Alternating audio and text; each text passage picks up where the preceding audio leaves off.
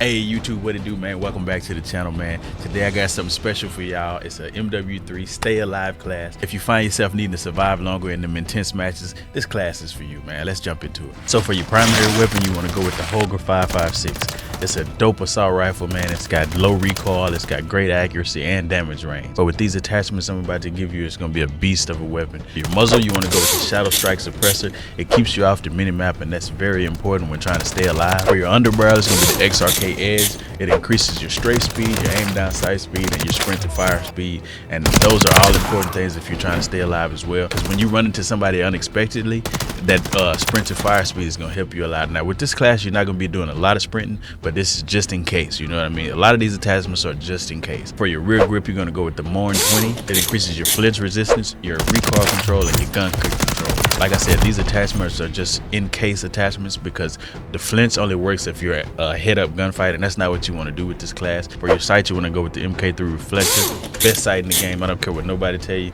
Go argue with your mama.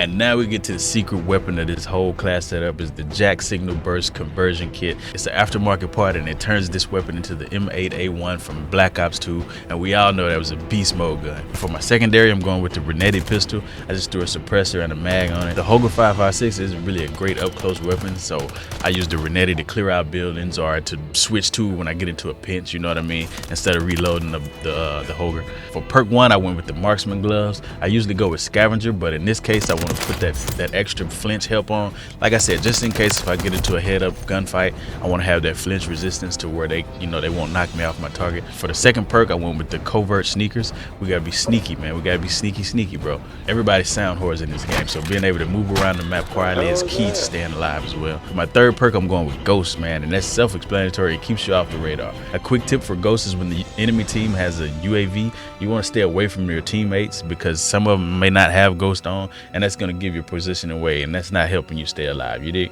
For my equipment, I went with the scatter mine and the proximity mine. These are my personal choices in equipment because I've adapted more of a campy play style, and I know people don't like it, but I love it. Personally, I use these pieces of equipment to watch my back, and you know what I mean, if I'm trying to maneuver away and pick off enemies, I know my back is covered with these two pieces of equipment, so that's what I went with on that. Now let's get into how we want to move and position ourselves on the map.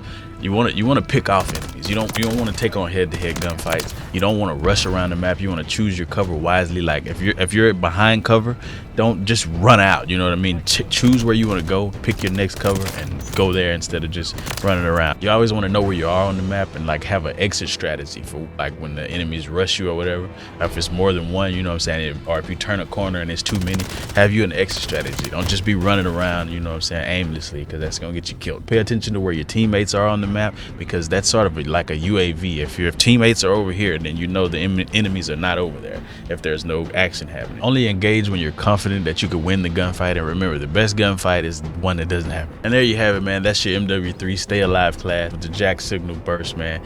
Try it out, man. Y'all let me know how it works out for y'all, man. I hope y'all enjoyed this video. If you did, please leave a like for your boy. If you're new here, subscribe, turn on the bell notification, man. Until next time, man, stay alive. Happy gaming.